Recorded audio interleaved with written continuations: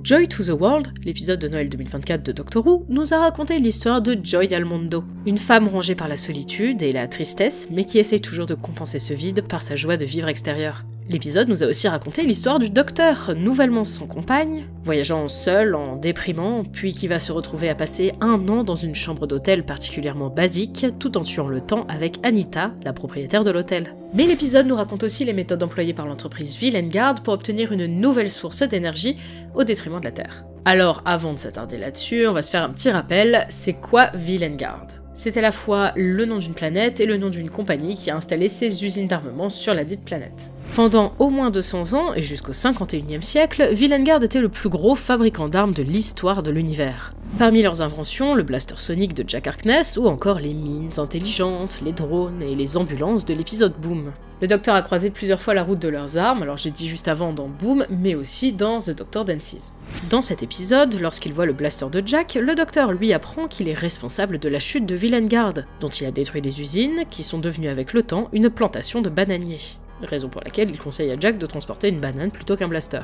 Si la série ne nous a jamais montré les usines d'armement de Vilengard en bon état, nous avons pu découvrir celles en ruine construites sur la lune de la planète Vilengard, dans lesquelles s'était réfugié le Dalek Rusty dans Twice Upon a Time. Dans Boom, nous avons découvert que Vilengard n'apporte aucune importance aux camps auxquels ils vendent, tant qu'ils vendent. C'est donc ainsi qu'en 5087, les Marines anglicans se sont retrouvés à combattre du vide, dans le seul but de faire du profit à Vilengard.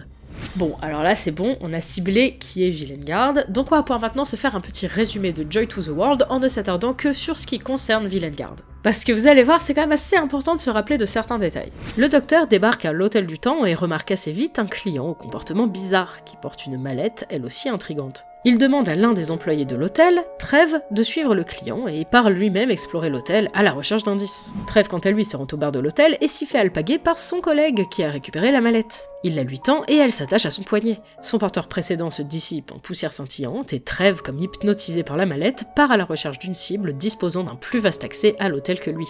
Son dévolu se jette sur le maître d'hôtel. Alors que Joy s'installe dans sa chambre, le maître d'hôtel silurien débarque avec sa valise et lui dit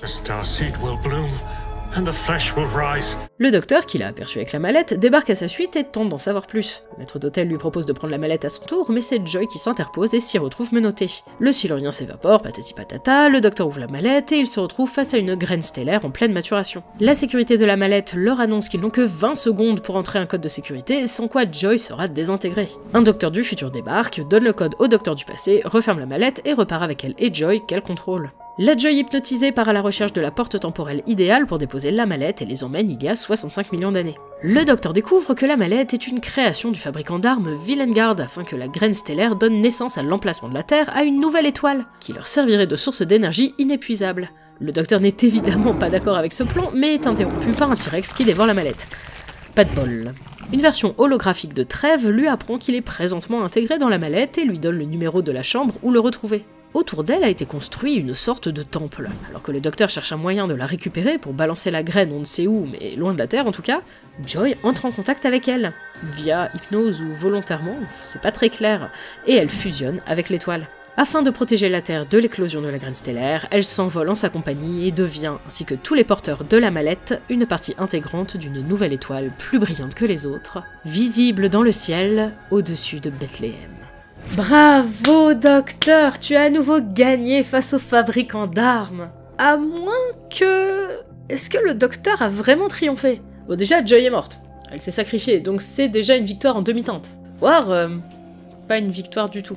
Et si la conclusion de Joy to the World était exactement ce que Vilengard souhaitait? Alors, on va être purement sur le champ de la théorie, mais vous allez voir qu'il y a pas mal de petits éléments un peu illogiques dans l'épisode qui vont trouver du sens lorsqu'on va essayer de les justifier par Vilengard a fait tout un plan pour que cette étoile soit pile à cet endroit-là. Le détail fondamental est la fameuse phrase que déclament les porteurs de la mallette. La graine stellaire fleurira et la chair s'élèvera. La graine stellaire qui fleurit, ok, c'est l'événement que le docteur essaye de déplacer dans l'espace pour éviter que cette nouvelle étoile ne détruise la Terre. Mais que signifie la chair s'élèvera? L'épisode ne donne en apparence aucune réponse à cela.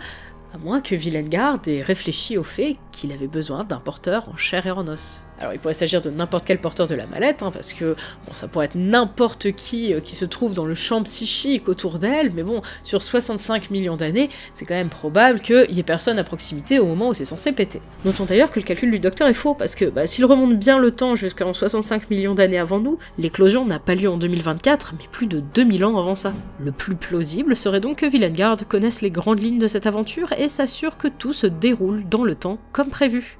C'est-à-dire que Joy recueille la graine pour terminer l'éclosion. Ça peut sembler confus dit comme ça, mais ça explique beaucoup de choses. On sait qu'au 51e siècle, quand le docteur a détruit les usines de Vilengard, ça faisait à peu près 200 ans que ça régnait sur l'industrie de l'armement. Or, la mallette, elle arrive à l'Hôtel du Temps en 4202, donc c'est-à-dire au 43e siècle. Autrement dit, on se situe à peu près 600 ans avant le monopole de Vilengard. Donc ça veut dire que l'entreprise, techniquement, elle peut déjà connaître les grandes lignes de ce qui s'est produit, vu que, de son point de vue, ça s'est déjà passé.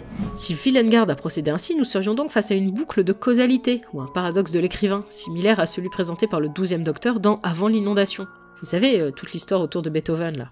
Bref, pour que Vilengard ait accès à sa source d'énergie, il a besoin d'aller créer cette source d'énergie dans le passé. La chair s'élèvera, c'est d'ailleurs même pas le seul indice qui va dans ce sens. Pour commencer, l'épisode lui-même nous met sur cette piste en nous réexpliquant le concept de boucle de causalité lorsque le docteur en crée une pour se donner le code.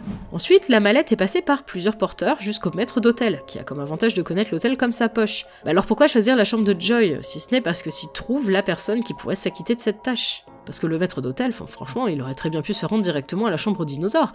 Mais donc ça semble important pour Vilengard d'assimiler les connaissances du maître d'hôtel et le corps de Joy. Ou alors du docteur, parce que visiblement il n'y a pas beaucoup de différence. Parce que dès que le docteur arrive dans la chambre, le maître d'hôtel le choisit comme cible, et donc il ne marque pas beaucoup d'intérêt pour Joy sur le coup.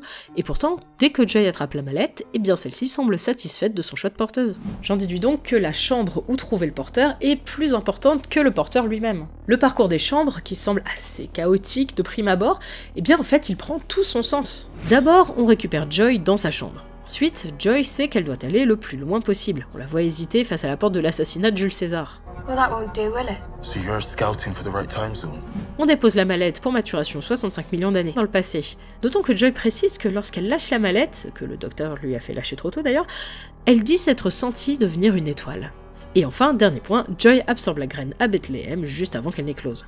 Ok, donc là, on a Joy dans l'espèce de temple à Bethléem. Comment Vilengard peut s'assurer que Joy accepte de faire le sacrifice de sa vie au profit de la graine? Alors, on peut rester sur l'explication de base, qui est juste que Joy a bon cœur, ou alors on peut s'arrêter sur un dialogue sur lequel on ne revient jamais dans le reste de l'épisode.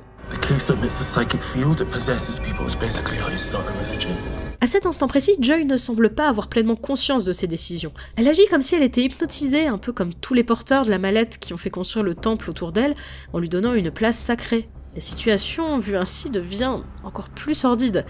Vilengard contrôlerait Joy et l'aurait sacrifiée pour laisser éclore l'étoile. Vilengard are nothing. We're far beyond them now. T'es sûr, Joy? Parce que qu'est-ce qui nous prouve que l'avatar de Trêve ne les a pas amenés à la porte de Bethléem, tel que Vilengard l'avait planifié? Et s'il n'était jamais prévu que l'étoile détruise la Terre, mais bien juste qu'elle mûrisse sur Terre avant d'être catapultée au loin par un transport de chair? Et le docteur, persuadé qu'il s'agissait du choix conscient de Joy, est attristé, mais pense néanmoins avoir battu Vilengard. Ah, c'est naïf. Un dernier point mérite d'être élucidé, et donc là on va partir sur une théorie un petit peu différente, qui est de savoir pourquoi Bethléem. Pour les chrétiens, la naissance de Jésus, l'étoile qui guide les rois mages jusqu'à Bethléem, c'est des symboles d'espérance, d'espoir, de réjouissance et de joie sur le monde. D'où le titre de l'épisode, et le nom de la chanson, et le fait que le personnage s'appelle Joy Almondo. C'est aussi l'interprétation que le docteur fait de la situation, alors qu'il crie de joie à l'apparition de l'étoile dans le ciel de la future Palestine. Joy to the world! Mais connaissant le travail du scénariste Steven Moffat et son rapport à la religion, en particulier chrétienne, qui est quand même assez conflictuel, on peut se demander si cette fin, elle est pas en réalité en demi-teinte. Là, ça prône la bonne parole chrétienne, mais est-ce qu'on a vraiment des raisons de se réjouir? Alors encore une fois, Steven Moffat n'a rien dit à ce sujet, je suis juste en train de faire de la théorie. Nous savons qu'au 51e siècle, Vilengard vend ses armes aux marines anglicans. Or, nous avons affaire au plus grand fabricant d'armes de l'univers. Et qu'est-ce qui déclenche le plus de conflits? La religion. Et si la boucle de causalité qui explique comment Vilengard a pu anticiper le déroulement de l'éclosion de la graine avait également permis à Vilengard de créer un symbole phare d'une branche religieuse, connue pour les conflits meurtriers que certains de ses fidèles ont perpétrés à travers les âges jusqu'au 51e siècle. Et je rappelle que l'étoile dans la mallette émanait un champ psychique pour amadouer les gens à proximité, à tel point que le docteur précise Pour résumer, Vilengard aurait tellement gagné qu'il aurait créé sa propre source d'énergie limitée et le christianisme, le tout à la barbe et au nez du docteur. Mais même si c'est vraiment un message caché que Moffat a voulu glisser, il n'empêche qu'on voit aussi des effets positifs de ce qui s'est produit, de l'espoir et de l'apaisement.